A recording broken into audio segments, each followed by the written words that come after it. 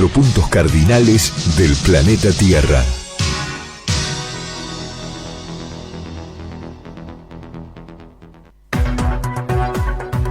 Noticias. Política. Sergio Massa visita La Matanza junto a Magario y Espinosa. La agenda del precandidato presidencial indica que a las 12 inaugurará el nuevo paso a nivel Carcarañá y luego recorrerá el centro de monitoreo de trenes en la localidad de Gregorio Laferrere. En ambas actividades, Massa estará acompañado por el ministro de Transporte, Diego Giuliano, la vicegobernadora bonaerense y el intendente de La Matanza. Por otra parte, la Junta Electoral de Unión por la Patria habilitó la precandidatura de María Laura Ramírez en La Matanza, quien podrá competir en las PASO del próximo 13 de agosto contra Espinosa, y la otra precandidata oficializada, la diputada provincial Patricia Cubría del Movimiento Evita. Asume el nuevo arzobispo de Buenos Aires, Jorge García Cuerva. Iniciará su tarea pastoral en la ciudad en reemplazo del cardenal Mario Poli. A las 14 habrá una misa en la Catedral Metropolitana, donde se espera una masiva concentración de fieles. A la ceremonia fue invitado el presidente Alberto Fernández y el Gabinete Nacional, y hasta el momento está confirmada la asistencia del canciller Santiago Cafiero y el secretario de Culto Guillermo Oliveri. Sociedad. Fue hallada la viva sustraída de la maternidad del hospital de Tartagal. La encontraron esta madrugada a la intemperie en un asentamiento de esa ciudad, tras lo cual fue reconocida por sus padres. Ahora le realizan estudios para verificar su estado de salud. Deportes. Emocionante triunfo de los Pumas frente a Australia. Le ganaron en el final del encuentro por 34-31 en Sydney, marcando la primera victoria en el Rugby Championship, completada la segunda fecha. Más información en telam.com.ar.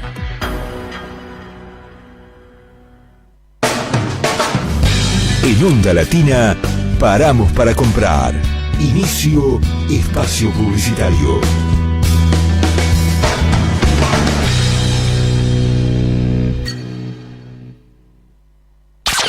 Mantén tu ánimo alto durante todo el invierno 2023. Hola, ¿qué tal, amigos? Les saluda Enrique Iglesias. Hola, amigos, soy Gloria Estefan. Yo, familia, soy Daddy Yankee.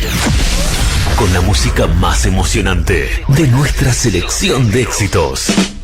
Invierno 2023 en... Estás escuchando Onda Latina. Desde Buenos Aires, República Argentina. AM 1010. En la ciudad, podés hacer cualquier denuncia llamando al 911. Es más rápido, simple y no tenés que ir a la comisaría. Conoce todo en buenosaires.gov.ar/seguridad. Brazos abiertos. Buenos Aires Ciudad. La legislatura de la Ciudad Autónoma de Buenos Aires convoca audiencia pública para el día 1 de agosto a las 15 horas con el objetivo de tratar la imposición del nombre Raquel Lieberman a la actual estación Callao de la línea D de subtes, que se llevará a cabo el citado día en la sede de la legislatura Perú 160. Se podrá participar personalmente o a través de la plataforma digital Zoom. Interesados, anotarse entre el 3 y el 27 de julio próximo en pciudadana@legislatura.gov.ar o llamando al 011 43 38 3151 de lunes a viernes de 10 a 17. Telam Digital. Información en tiempo real. En telam.com.ar. Toda la información que necesitas.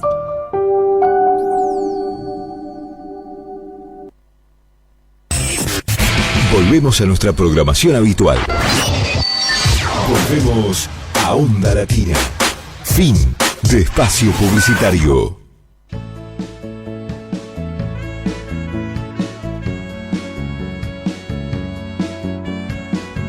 Crónicas barriales, arte y cultura en la ciudad, lugares y personajes emblemáticos de la bohemia ciudadana, sus escritores, artistas e intelectuales, el pasado y el presente en 60 minutos de radio, acá en la AM 1010 Onda Latina, los sábados de 15 a 16 horas. Conducción Luis Raúl Calvo y Nora Patricia Nardo, con la participación especial de Adriana Gaspar en Artes Visuales. Te esperamos.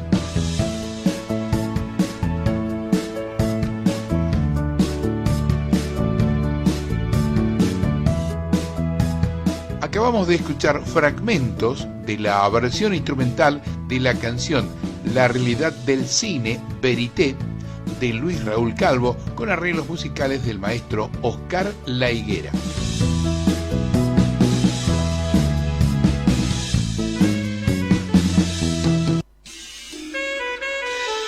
Hola, ¿qué tal? Buenas tardes, nuevamente acá en vivo en Crónicas Barriales en la M1010 Onda Latina, Arte y Cultura.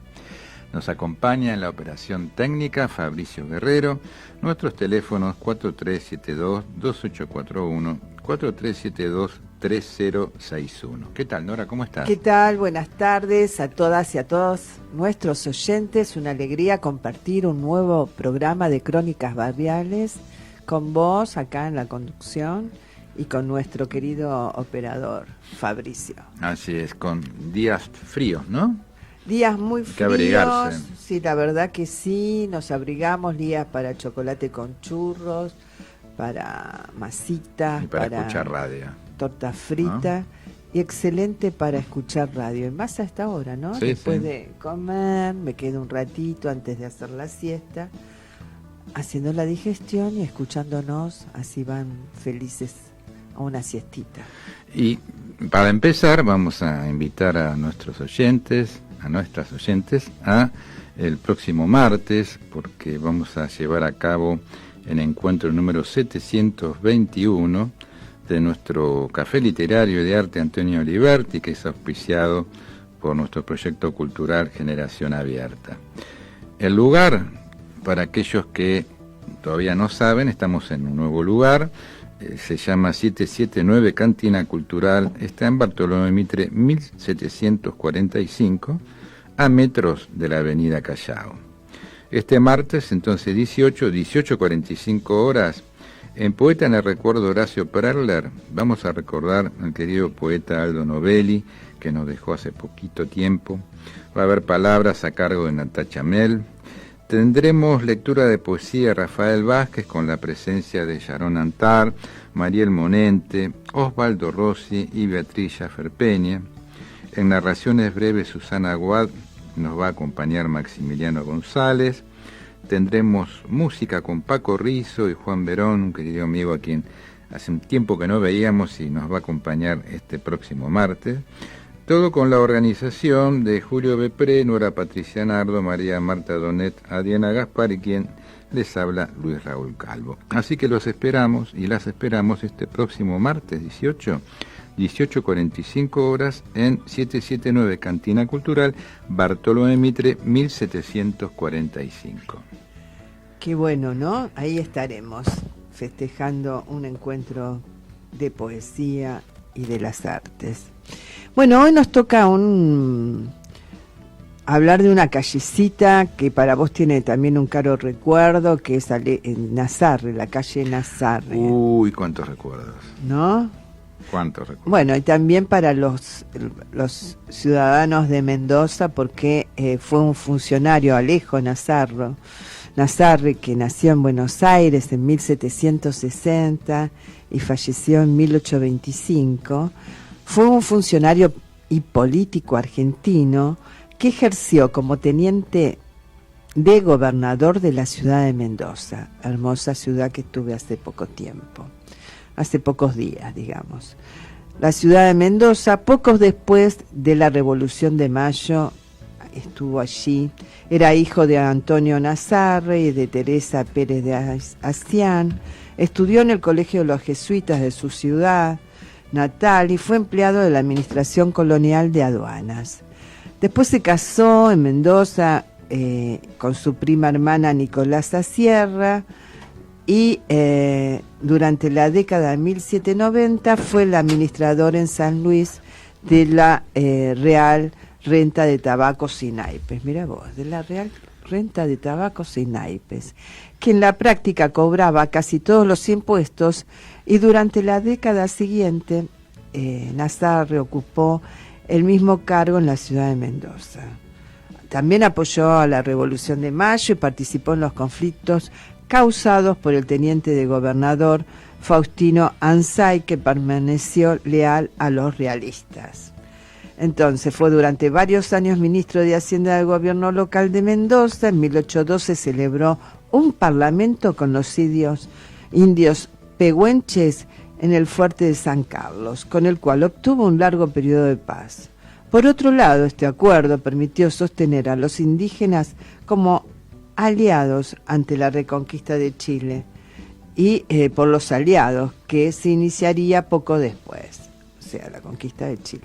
Tras el gobierno del anciano coronel Bolaños, el triunvirato nombró gobernador de la ciudad de Mendoza y su jurisdicción a Nazarre. Durante su gobierno hizo esfuerzos por ordenar la administración pública, estamos hablando de los años 1812, y gobernar con suma austeridad. Bueno, también contribuyó a sostener los ejércitos que llevaban adelante la guerra de independencia de la Argentina y pasó a la historia como un ejemplo de gobernante honrado. Mira estas características, ¿no? Gobernante honrado, sincero y modesto, apoyado por todos los sectores. Grandes virtudes, ¿no? Así es. Increíbles hoy en día. ¿Quién diría hoy en día? Dejó el cargo el 29 de noviembre de 1813, cuando las actuales provincias de Mendoza, San Juan y San Luis se separaron de la Intendencia de Salta del Tucumán. Entregó el mando al primer gobernador intendente de Cuyo, que fue Florencio Terrada. Después apoyó al sucesor de Terrada, que ¿sabés quién fue? Sí, claro que sí. A ver, contá. Don José de San Martín, ni más ni menos, tanto en su gobierno como en la formación del Ejército del Norte. Fue uno de los directores de la revuelta contra el nombramiento del coronel Gregorio Perdriel como gobernador de Cuyo, en sustitución de San Martín, maniobra del director supremo Alvear para asegurar el dominio de esa provincia para su partido, y participó en el Cabildo Abierto por el que se rechazó la renuncia de San Martín y se expulsó a Perdriel. Tiempo más tarde se trasladó a Buenos Aires, donde falleció en la década siguiente. Una calle de la ciudad de Buenos Aires recuerda a este funcionario. Nazarre, que está en los perímetros de Villa Devoto, Villa del Parque. En el caso particular mío que vos citabas, que era muy caro a mis sentimientos, porque ahí vivía mi abuela materna, entre Nazarre, entre Sanabria y Segurola, a 4 o 5 cuadras de la avenida Beiró. Un barrio muy lindo que sigue manteniendo las características de aquellos años en los cuales yo era chico, en el sentido que sigue siendo un barrio muy tranquilo, ¿no? Sí. Bueno, años pletóricos, porque siempre uno la infancia la recuerda desde un lugar muy particular, ¿no? Por todo lo que implicó. Y aparte, bueno, el caso particular de la Nazarre de aquellos años era que en esa misma cuadra donde vivía mi abuela éramos 15 chicos de diferentes familias de la misma edad. ¡Qué bárbaro! Con una diferencia de 1 o 2 años, pero todos, digamos. Así que bueno, era muy común estar disfrutando el día en la calle, ¿no? Jugando a la pelota, jugando a los cochecitos. Y cuando llovía, armábamos la escalada al Cine Devoto, ahí en Nueva York y Avenida San Martín, para ver las películas de Drácula, Frankenstein y algunas prohibidas, que en realidad no eran tan prohibidas porque estaban todas tijereteadas, ¿no? Pero bueno, como nosotros éramos muy chicos, lógicamente las tenían que cortar. Imagínate que tendríamos 11, 12 años cuando íbamos. Claro, chiquitos. Éramos muy chicos. Lo que pasa es que uno lo recuerda ahora, ¿no? Y piensa que uno era más grande, pero en realidad éramos benjamines. Claro, era una linda salida también, o sea que no es que se quedaban encerrados en sus casas cuando llovía, sino que bueno, tenían alternativas para jugar o para estar juntos. Claro, no, seguro, seguro. Así que bueno, esta es la calle Nazarre y recordamos el por qué se le puso a una calle de la ciudad de Buenos Aires Alejo Nazarre. ¿Por qué recordamos las calles, Nora? Porque en realidad es importante recordarlas, porque hacen a la historia de nuestra ciudad, así que por eso la recordamos. porque tiene que ver con nuestra ciudad, con nuestra memoria, con aquellos que formaron parte de esta historia ciudadana y no de otros países, pero bueno, uno recorre las calles, estas callecitas de Buenos Aires que tienen ese qué sé yo, y no sabe por qué tiene este nombre. Bueno, la idea es que conozcamos por qué. Muy bien. Bueno, era muy común en la década del 90 y los primeros años del 2000 que, entre otros cantantes que venían, aparte de Carlitos Andrioli, por ejemplo, que venía muy común, muy seguido, digamos, Sí. también citábamos en muchas oportunidades, y venía con mucho gusto con su teclado, a Rita Paulucci, música, compositora, y quien durante muchos años le puso justamente música a muchos poetas argentinos. Tengo acá en mis manos un CD que ella me obsequió en alguna de aquellas oportunidades en la cual nos acompañó en el ciclo Antonio Oliverti. En este caso se llama Poemas y Canciones, en la cual Rita le pone música a varios de los poemas del gran poeta argentino Rubén Vela, fallecido hace algunos años. Así que le vamos a pedir a Fabricio de ir al primer tema, en la cual Rita Paulucci le pone música y canta aparte, ¿no? Es la intérprete. Qué bueno. A este poema de Rubén Vela que se llama Pájaro de la Noche. Adelante, Fabricio.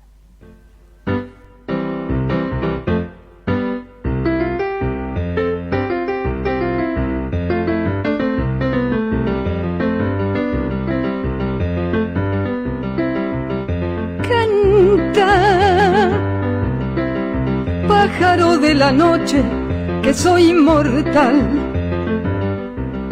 que tengo una sola muerte y luego no moriré jamás, que tengo una sola muerte y luego no moriré jamás, viviré en la eternidad de América, seré una piedra,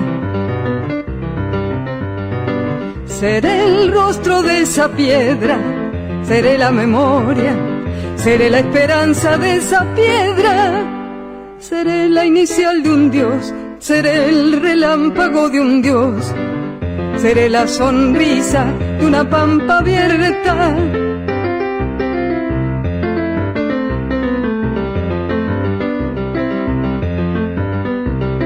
Seré la hoja de un maíz, seré su flor y su fruto, seré el cansancio de un hombre americano, seré su sed y su alegría, seré un día eterno y memorable, seré también América, América.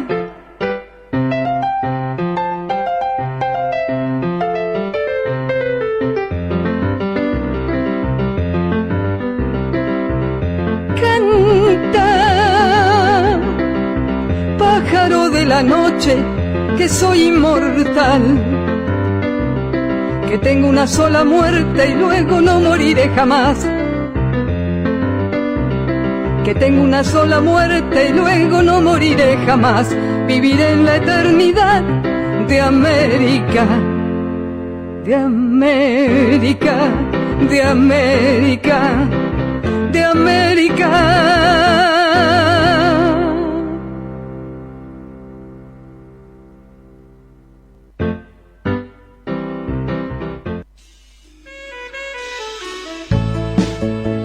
Bueno, reiteramos, escuchamos a Rita Paulucci interpretando este tema que se llama Pájaro de la Noche, poema de Rubén Vela, con música de la mencionada Rita. Así es, que la verdad que buena letra, ¿no? Esto tan popular y tan bien, digamos, bueno, porque el poeta lo conocemos, a Rubén Vela, una gran persona, pero ella lo interpreta también muy cálidamente, todo. No hay que poner letra a una poesía.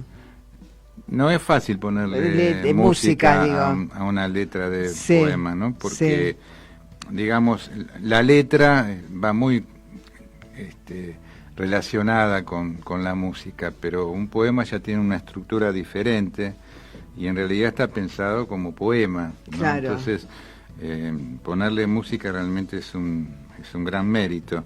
Y en el caso de Rita, fue muy común a lo largo de su recorrido, ¿no es cierto?, haber podido hacerlo realmente con dotes muy particulares y muy valiosos, ¿no? Decimos que lamentablemente nos dejó uno de nuestros grandes escritores, nos referimos a Milan Kundera, hace escasas horas. Sí, no tan escasas. El miércoles pasado. Claro, el miércoles pasado nos dejó este gran escritor, ¿no?, que estuvo exiliado de su país durante muchos años, en realidad desde creo que 1960 y algo, no tengo acá hoy toda la noticia. Sí, el año 65. Desde el año 65, y que, bueno, uno lo reconoce por sus grandes obras, como La levedad del ser. Insoportable levedad del ser es uno de los con unas obras con las cuales más se reconoce, pero bueno, tiene otros grandes libros, ¿no?, que marcaron toda su la trayectoria. Identidad. En realidad yo tengo casi todos los libros de él, porque me encantaba su estilo, porque me parece un tipo en sus novelas muy reflexivas, muy sorprendente, muy detallista, así que la verdad que un gran escritor con convicciones firmes, que no claudicó durante todos los años, que vivió exiliado y que en realidad uno lo tiene que recordar como eso, ¿no? Hacía Sí, muchos años supuesto. que no daban conferencias de prensa, creo que es del año 80. Mucho tiempo, casi 40 años que había dejado de dar conferencias. Estamos hablando de un hombre que, aparte de narrador, fue poeta, dramaturgo, ensayista, y algunos otros de los libros con los cuales también se lo recuerda es La broma. Exacto. Y el libro de los amores ridículos, ¿no? Uno de los últimos libros es La vida está en otra parte. Murió a los 94 años, ¿no? O sea que tuvo una vida bastante extensa, y como decías vos, había tenido que exiliarse por diferencias con el partido político con el cual había él formado parte, ¿no?, durante 2 o 3 años. Que era el Partido Comunista. Claro, tuvo diferencias y bueno, a partir de ahí sí se exilia en 1975, como dijiste vos, y publicó en checo sus obras más conocidas: el libro de la risa y el olvido, La insoportable levedad del ser y la inmortalidad. Leer a Kundera como uno cuando disfruta de un buen libro, ¿no? Es la narrativa del autor y es el pensamiento, porque nos deja cosas muy valiosas para reflexionar, ¿no?, como vos decías anteriormente. Bueno, vamos a ir al segmento de artes visuales con la licenciada Adriana Gaspar. Adelante, Fabricia. Buenas tardes a toda la audiencia de Crónicas Barriales, Arte y Cultura en la Ciudad. Hoy vamos a recordar, hacer una breve semblanza de una de las galerías de más impulso, más trayectoria, que formó parte de una década en esta bella ciudad de Buenos Aires, como lo fue la Galería Lirolay, la que abrió sus puertas el 22 de agosto de 1960. En aquel momento la galería estaba situada en Esmeralda 869. Muy rápidamente esta galería se conformó en un espacio muy importante de expresión para los movimientos de la creación no tradicional, no institucionalizados, sino para todos aquellos que comenzaban a formar parte de esta vanguardia que se estaba gestando en la ciudad de Buenos Aires, en nuestro país por aquel momento. Era la Argentina de los años 60, 70, ¿no?, de la que estamos hablando. En la primera década funcionó paralelo con el Instituto Di Tella. Estamos hablando de los años 60. Ambos espacios asumir la gran apertura de la que un poco fue epicentro la ciudad de Buenos Aires, ¿no? Entre los años 60 y 69. Ya sabemos lo que significó eso también para el Instituto Di Tella, del cual un día también vamos a hablar, pero específicamente en el año 69 la Galería Lirolai se muda al primer piso de la calle Paraguay, exactamente Paraguay 794. Allí podemos dar el nombre de Marta Minujín, León Ferrari, Dalila Pusovio, quienes fueron algunos de los artistas que más tarde tuvieron una gran trayectoria y forman parte de ese archivo visual de nuestra historia del arte, los que pusieron en esta galería. ¿Quiénes fueron sus fundadores, no?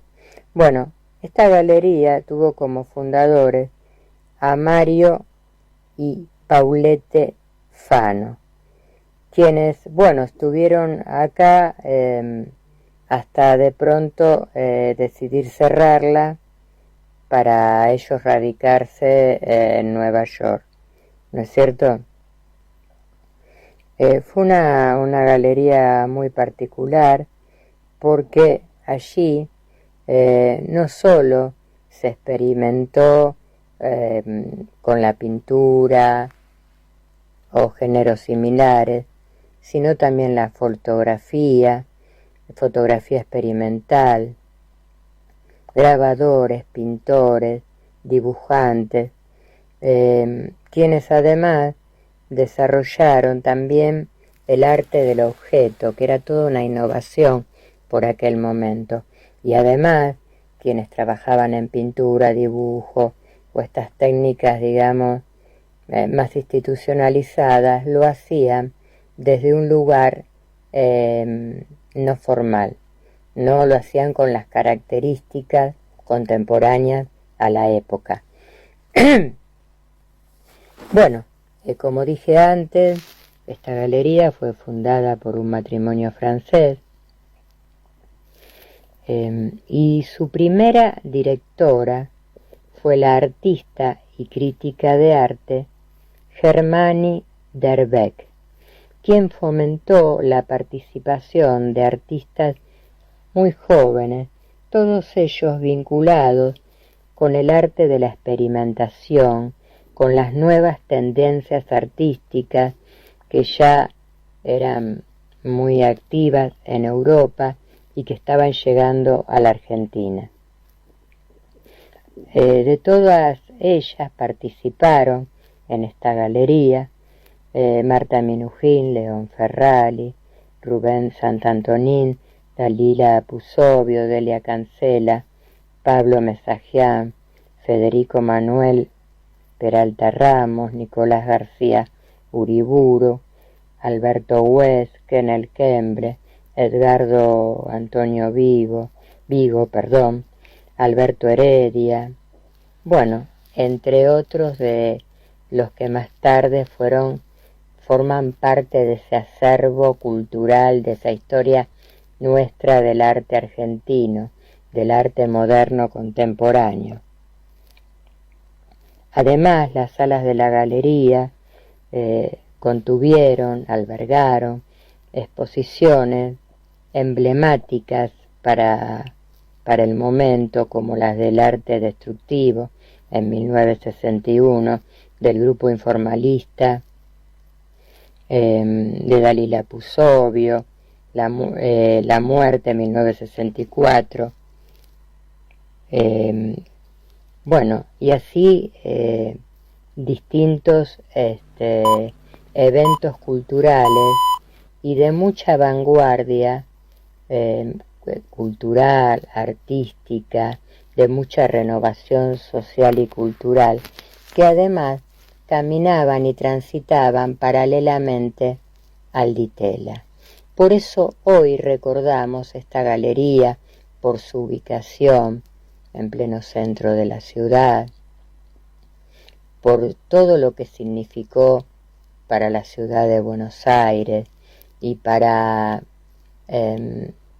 nuestros emblemas artísticos de mediados del siglo XX en nuestro país. Me pareció importante recordar una de estas maravillosas galerías que formó parte de los circuitos artísticos de nuestra historia del arte aquí en la ciudad de Buenos Aires. Bueno, y con esto me despido hasta la próxima semana. Muy bien, seguimos acá en Piso con Crónicas Barriales, Arte y Cultura, luego de escuchar a Diana Gaspar hablándonos de esta emblemática galería, ¿no? Como tantas otras que han sido tan importantes a lo largo de nuestra historia cultural, porque allí transitaron grandes artistas y también movimientos, ¿no? Como también nombraba Adriana y lo ha comentado en otros programas, grupos artísticos de suma valía, ¿no? Y que fueron muy referentes en diferentes décadas de nuestro país.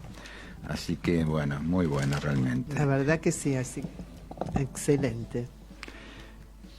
Las calles. ¿Qué tenemos de fervor de Buenos Aires? Oh, tenemos tanto, pero vamos a leer esto, mira. Las calles. Las calles de Buenos Aires ya son mi entraña.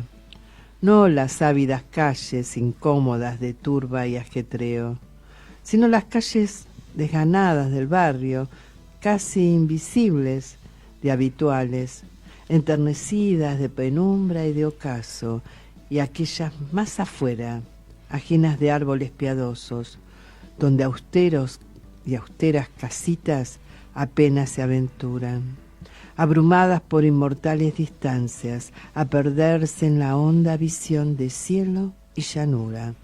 Son para el solitario una promesa, porque millares de almas singulares la pueblan, únicas ante Dios y en el tiempo, y sin duda preciosas.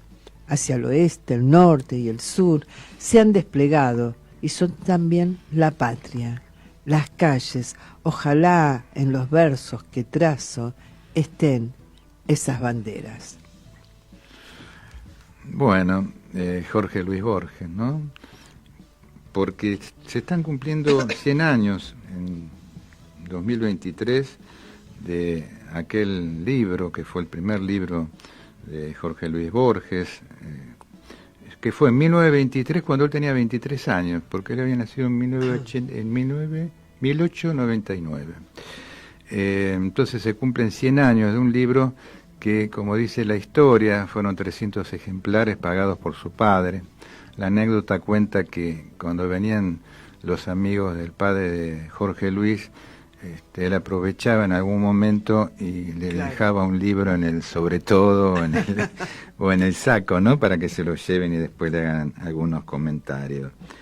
Decíamos, el primer libro de una carrera tan importante, ¿no? En nuestras letras, de este gran escritor, poeta, narrador, que ocupó cargos también, ¿no? de gestión cultural en la Biblioteca Nacional, que tuvo una vida difícil porque lo acompañó gran parte de su vida una ceguera, ¿no? Con lo cual evidentemente no es fácil transitar la vida, pero la llevó realmente con una dignidad impresionante. Y ¿no? Con una obra inmensa. Claro, sí, pero digo difícil transitar, difícil, ¿no? Por supuesto. Decir que, bueno, hubo eventos que se realizaron ya durante este año a raíz de los 100 años de este primer libro, porque, bueno, decir que Borges también formó parte de aquel movimiento tan importante que fue el movimiento martinfierrista en las primeras décadas del siglo XX, junto Girondo y todo otro grupo de escritores, intelectuales. Tenían la revista Martín Fierro, ¿no? Que era su órgano de difusión escrita, en la cual un poco salían los poemas de ellos, pero también los pensamientos y los manifiestos, ¿no? Eran épocas de mucha turbulencia, ¿no? Épocas de mucho debate. Mucha avidez también. Claro, se recuerda mucho la famosa carta justamente de Borges a Lugones, ¿no? Manifestando de ciertas diferencias. Realmente tiempos que resultan medios impensados hoy, ¿no? En la cual hay tan poca capacidad de poder establecer un diálogo, en la cual puede haber diferencias de criterio, ¿no? Pero que siempre son enriquecedores, ¿no? Claro, para ambas partes, ¿no? Sí. ¿Otro poema puede ser? Sí. De Fervor de Buenos Aires, 1923, Jorge Luis Borges. El sur. Desde uno de tus patios, haber mirado las antiguas estrellas, desde el banco de la sombra, haber mirado esas luces dispersas, que mi ignorancia no ha aprendido a nombrar ni a ordenar en constelaciones, haber sentido el círculo del agua en el secreto aljibe, el olor del jazmín y la madreselva, el silencio del pájaro dormido, el arco del zaguán, la humedad. Esas cosas, ¿acaso son el poema? Muy bueno. A través de los versos de esta primera obra, Fervor de Buenos Aires, este joven Borges ya dejaba inmortalizadas muchas de las imágenes de la ciudad de Buenos Aires, como luego haría también en tantos otros de sus cuentos. Por citar las calles, la Recoleta, el sur, la Plaza San Martín, son algunas de las poesías de Fervor de Buenos Aires que no solo ilustran varios de los rincones por los que Borges solía pasear, sino que también comenzaron a crear una cierta mitología porteña. Sabés que en 1969 lo vuelve a reeditar, ¿no? Lo vuelve a reescribir, dice. No he reescrito el libro, he mitigado sus excesos barrocos, he llamado asperezas, he limado asperezas, he tachado sensiblerías y vaguedades, y en el decurso de esta labor, a veces grata y otras veces incómoda, he sentido que aquel muchacho que en 1923 lo escribió ya era esencialmente, ¿qué significa esencialmente? Nos dice, el señor que ahora es. Se resigna o corrige. Somos el mismo. Los dos descreemos del fracaso y del éxito, de las escuelas literarias y de sus dogmas. Los dos somos de Schopenhauer, de Stevenson y de Whitman. Para mí, Fervor de Buenos Aires prefigura todo lo que haría después, por lo que dejaba entrever, por lo que prometía de algún modo. Bueno, interesantes los conceptos de Borges, ¿no? Se escribe, en algún momento se dijo, ¿no? Lo dijo, que se publicaba para no seguir corrigiendo, y a veces aún publicando se sigue corrigiendo, porque en este caso, en esta reedición que hace Borges, ¿no? Entiende que tiene que haber un trabajo, ¿no? Ese trabajo tan importante que es el de la corrección, ¿no? Que muchas veces no se hace, y bueno, son criterios, ¿no? De cada autor. Es una maravilla que lo haya hecho de nuevo, ¿no? Que haya recorrido, porque uno, la verdad que a veces cuando lee también alguno de sus poemas, no propios, digo, uno va sacando algunas cosas que ya... Claro, porque una cosa es el trabajo en bruto, que uno a lo mejor tiene que ver con ese poema que uno escribió en el momento, y a lo largo de los días a veces uno vuelve al poema y encuentra que realmente hay cosas, ¿no? que son importantes modificar. Pero también me trabajo pasa riguroso del artista, ¿no? Me pasa con los ya editados, que ya fueron corregidos y los vuelvo a corregir. Bueno, respecto a Fervor de Buenos Aires, algunos críticos dicen que en estas poesías tempranas Borges manifestó un claro alejamiento de aquel modernismo literario de fines del siglo XIX y principios del XX, cuyos máximos exponentes eran Rubén Darío y en la Argentina Leopoldo Lugones. Con una cierta influencia de la literatura francesa y grecolatina, el modernismo se gala de poemas con una musicalidad pronunciada. La forma se imponía por sobre el contenido como ideal de belleza, expresaba una marcada evasión de la realidad y se colocaba mucho más cerca del simbolismo. Como contrapartida, Borges integraba el grupo de los vanguardistas, y adscribía a la corriente del ultraísmo. Al respecto, en 1921, escribió un artículo en la revista Nosotros, en el que expresó: esquematizada, la presente actitud del ultraísmo es resumible en los principios que siguen: reducción de la lírica a su elemento primordial, la metáfora, tachadura de las frases medianeras, los nexos y los adjetivos inútiles, abolición de los trebejos ornamentales, el confesionalismo, la circunstanciación, las prédicas y la nebulosidad rebuscada. Síntesis de dos o más imágenes en una, que ensancha de ese modo su facultad de sugerencia. Y agregó Borges: los poemas ultraicos constan pues de una serie de metáforas, cada una de las cuales tienen sugestividad propia y comprendiza una visión inédita de algún fragmento de vida. La desmejanza arraigal que existe entre la poesía vigente y la nuestra es la que sigue. En la primera el hallazgo lírico se magnifica, se agiganta y se desarrolla. En la segunda se anota brevemente, y no creáis que tal procedimiento menoscaba la fuerza emocional.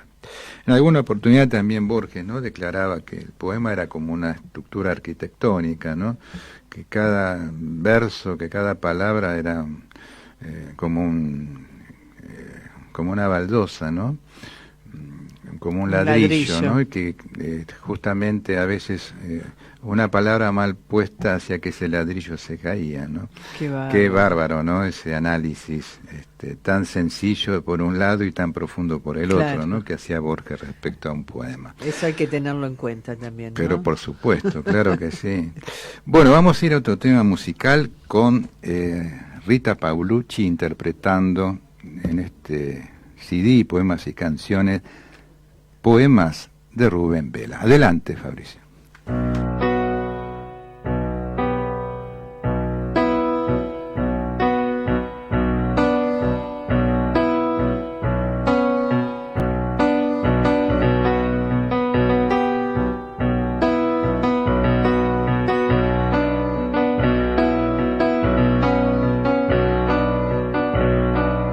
La mujer engendrando hijos de luz sobre la tierra, la mujer que no sabe volar, que no quiere volar, que observa como si nada la fuga de los pájaros, la dispersión del viento, la mujer engendrando hijos de luz sobre la tierra, la mujer bautiza el infinito con el continuo nombre de sus hijos y su estatura se agiganta frente al difícil sol de cada día. La mujer engendrando hijos de luz sobre la tierra, la mujer que no sabe volar, que no quiere volar, que observa como si nada la fuga de los pájaros, la dispersión del viento, la mujer engendrando hijos de luz sobre la tierra, la mujer sobre la tierra, sí, sobre la tierra, la mujer sobre la tierra, sí, sobre la tierra.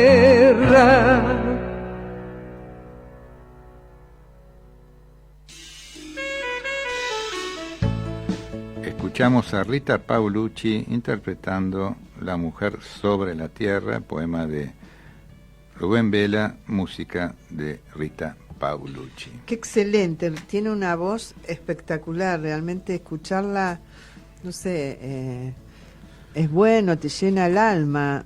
No la conocía yo. No la conociste, Rita Paolucci. No. Sí, hace muchos años que no la vemos, siempre venía en su cochecito con el teclado y con una gran generosidad para venir a acompañar a los poetas, a muchos de los cuales ella justamente, ¿no? Como Rubén Vela. También creo que a Cristina Pizarro en alguna oportunidad también tiene musicalización de poemas de Cristina, bueno, y de otros poetas, ¿no? Bueno, seguimos con Borges. El truco. 40 naipes son desplazados, han desplazado a la vida.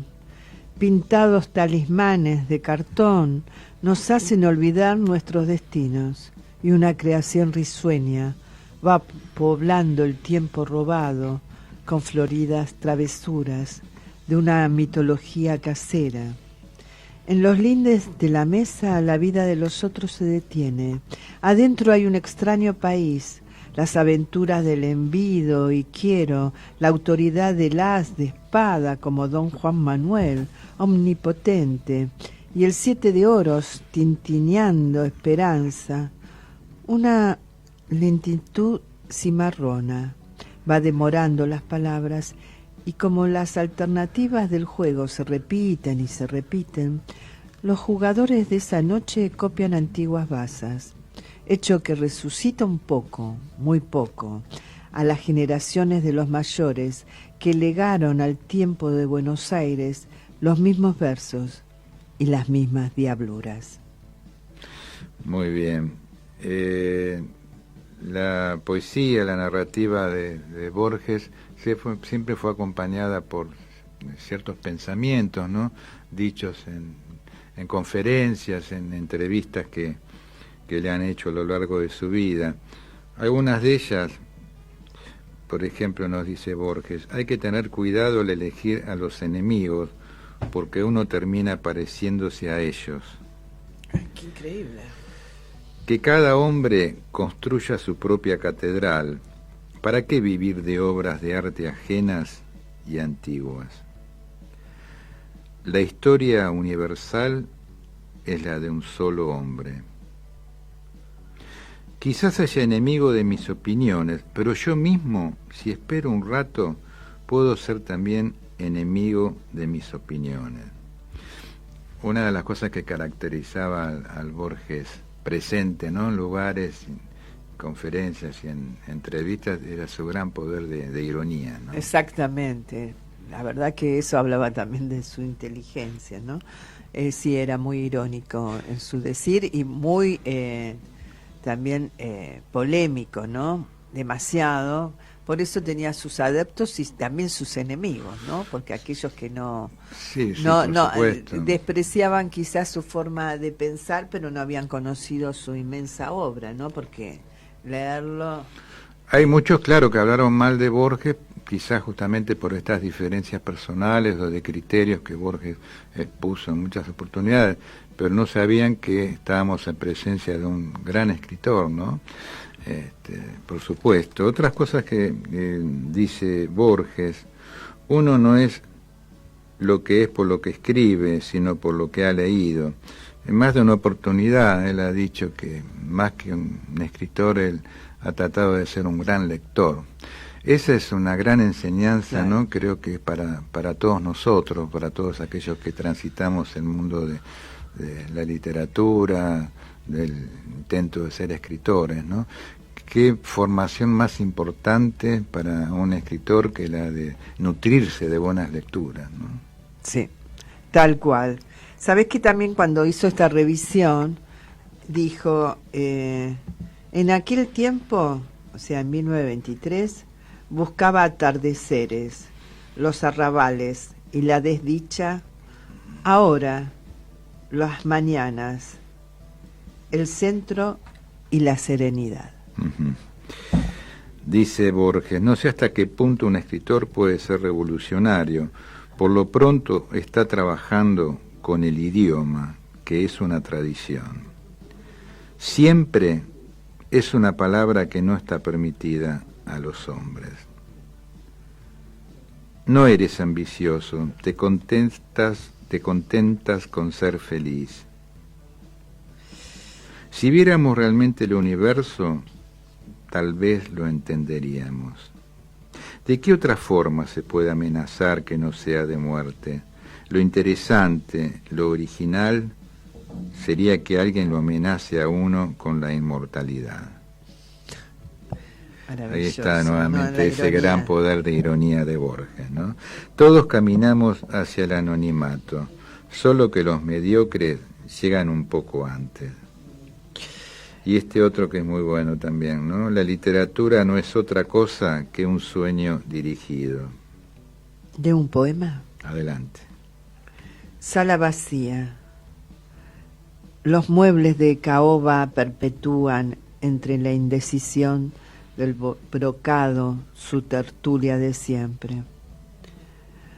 Los daguerrotipos mienten su falsa cercanía de tiempo detenido en un espejo, y ante nuestro examen se pierden como fechas inútiles de borrosos aniversarios.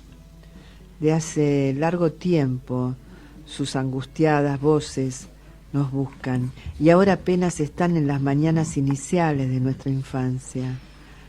La luz del día de hoy exalta los cristales de la ventana desde la calle de clamor y de vértigo, y arrincona y apaga la voz lacia de los antepasados.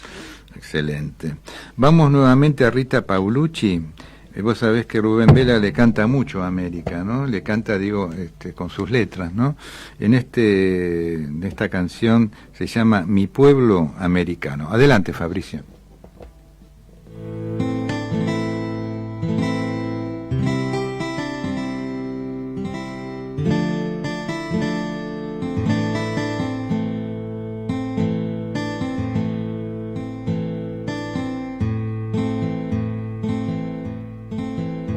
Por ti, mi pueblo americano,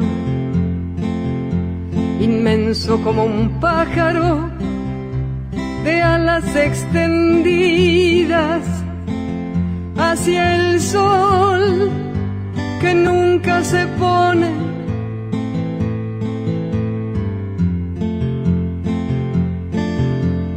Hoy por ti, mi pueblo americano, por los hombres que nacen desde el fondo del cobre, como orquídeas salvajes. Hoy por ti, mi pueblo americano, mi raza campesina, raza entera de hombres, con los pies en la tierra y con tanto dolor como cabe en el mundo, y con tanto dolor como cabe en el mundo. Hoy por ti, mi pueblo americano, inmenso como un pájaro de alas extendidas hacia el sol que nunca se pone. Hoy por ti, mi pueblo americano, mi raza campesina, raza entera de hombres, con los pies en la tierra y con tanto dolor como cabe en el mundo, y con tanto dolor como cabe en el mundo. Hoy por ti, mi pueblo americano, hoy por ti, para hablar y respirar, solo por eso, hoy por ti, América, mi pueblo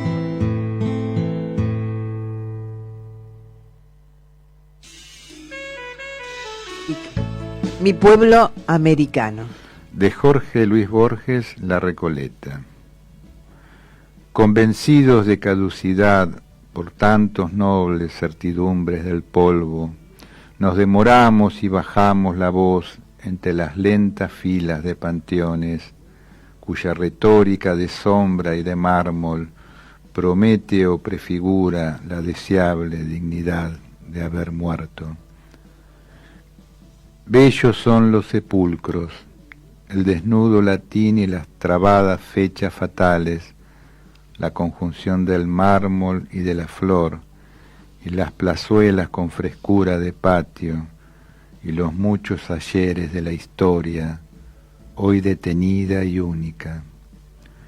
Equivocamos esa paz con la muerte, y creemos anhelar nuestro fin, y anhelamos el sueño y la indiferencia, vibrante en las espaldas y en la pasión, y dormida en la hiedra, solo la vida existe. El espacio y el tiempo son formas suyas, son instrumentos mágicos del alma, y cuando ésta se apague, se apagarán con ella el espacio, el tiempo y la muerte, como al cesar la luz, caduca el simulacro de los espejos que ya la tarde fue apagando. Sombra benigna de los árboles, viento con pájaros que sobre las ramas ondea, alma que se dispersa en otras almas, fuera un milagro que alguna vez dejaran de ser, milagro incomprensible, aunque su imaginaria repetición, infame con horror, nuestros días, estas cosas pensé en la Recoleta, en el lugar de mi ceniza. Qué maravilla. Sí. Bueno, algunas cuestiones, ¿no?, con respecto a Borges, en el caso de alguna entrevista que tuvo con Joaquín Soler Serrano. Borges dio una de las distinciones más emotivas y elocuentes entre el amor y la amistad. Esto fue en 1980, cuando sostuvo esta entrevista con Soler Serrano. Entonces, qué maravilla, ¿no? Las entrevistas, no sé si recordás, ¿no, Luis? Sí. Las maravillosas entrevistas que de Joaquín Soler Serrano, presentador de televisión, periodista de amplia fama en España, que, bueno, siempre tenía el anfitrión, en este caso fue Borges. Grandes entrevistas de Serrano. Sí, se llamaba A Fondo la emisión, donde realizó encuentros tete a tete con algunas de las personas más destacadas de la época, de varias áreas de interés. Y en el caso de la entrevista con Borges, uno de los momentos más destacados son las palabras que dedica el autor argentino a la distinción entre el amor y la amistad, haciendo de pasada un elogio a esta última, y dice: la amistad no necesita frecuencia, el amor sí, pero la amistad, y sobre todo la amistad de hermanos, no. Puede prescindir de la frecuencia o de la frecuentación. En cambio, el amor no. El amor está lleno de ansiedades, de dudas. Un día de ausencia puede ser terrible. Estas son algunas de las palabras. El fragmento completo uno lo puede encontrar justamente por YouTube en El amor y la amistad según Borges, en sí. Esta entrevista. Interesante, ¿no? En esa primera parte que decís que dice él que la amistad no necesita periodicidad, ¿no? Y en cambio el amor, sí. El amor sí. Y la verdad que es muy certero lo que dice. No sé, me parece. Sí, digamos que, bueno, estas son la importancia también en el caso que vos citás, de tener un gran entrevistador, ¿no?